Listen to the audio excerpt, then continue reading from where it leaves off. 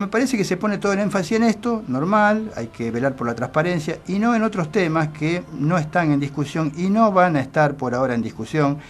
Entre ellos lo que me parece a mí uno de los temas centrales para luchar contra la corrupción en los sistemas políticos, para luchar contra la falla en los canales de reivindicación de la ciudadanía, que usa a los partidos políticos como canal de reivindicación.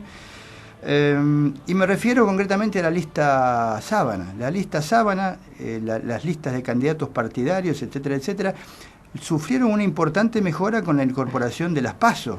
Antes, si uno quería, yo recuerdo, por ejemplo, en los años 90, hacer una lista de candidatos en la provincia de Buenos Aires, por ejemplo, en el peronismo, que era el feudo de Eduardo Duhalde agarraba el padrón y se lo volcaba encima de la cabeza, lo tapaba con votos, a cualquiera que intentara hacerlo, porque él tenía todo el aparato, todos los fiscales, el financiamiento, etcétera, etcétera. Era imposible. Hoy en día, como se hace en una elección que no es interna, es una elección nacional, es mucho más fácil competir en la interna de un partido, armar un sector político, un sector interno y tratar de competir. Después, bueno, se gana o se pierde.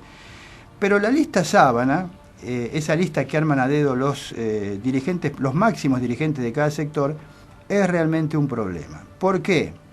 Le pongo un ejemplo, ya que criticamos tanto a Estados Unidos, vamos a hablar de algo que en Estados Unidos sí funciona bien. Tenemos un presidente demócrata en este momento, que es el señor Barack Obama.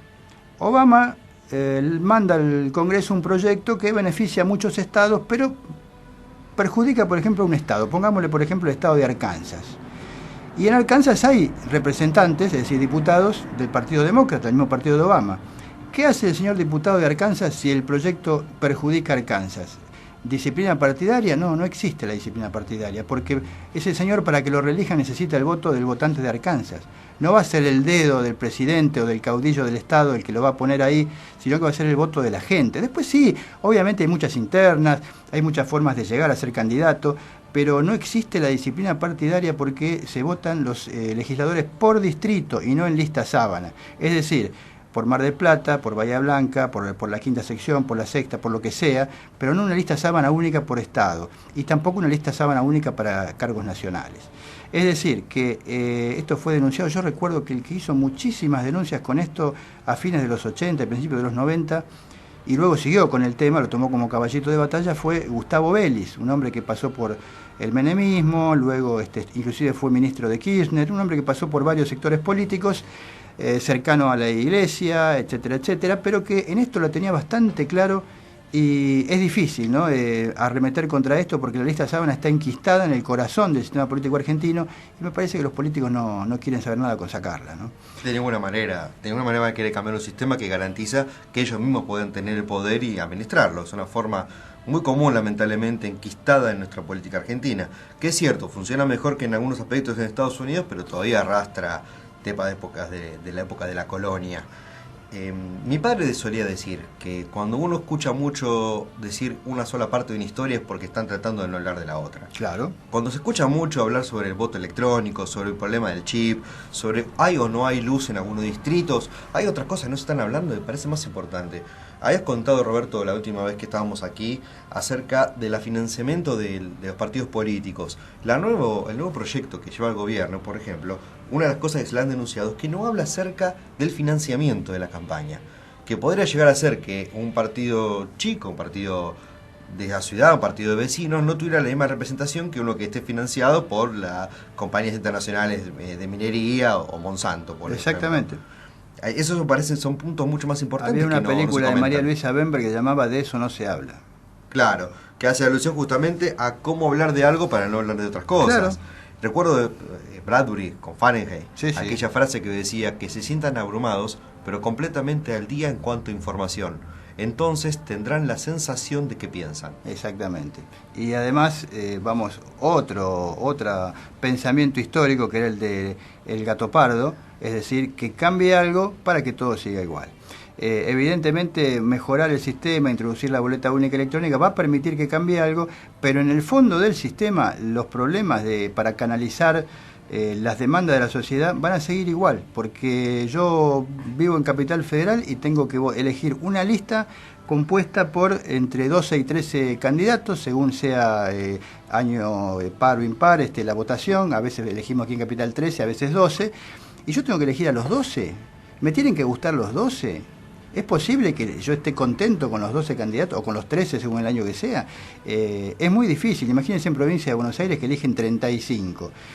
La gente vota el que va en la cabeza de lista y el que va en el número 15 ni saben quién es. Yo recuerdo que en las elecciones del año, el año fue 99, en el año 1999, había un personaje muy desprestigiado en la provincia de Buenos Aires por distintos motivos.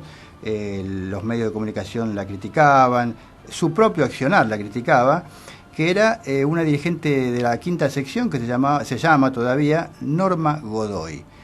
Norma Godoy fue quinta en la lista de diputados, después de los principales ministros de Eduardo Duhalde, que era el principal candidato del 99, iba Norma Godoy en la lista de candidatos, y nadie la vio.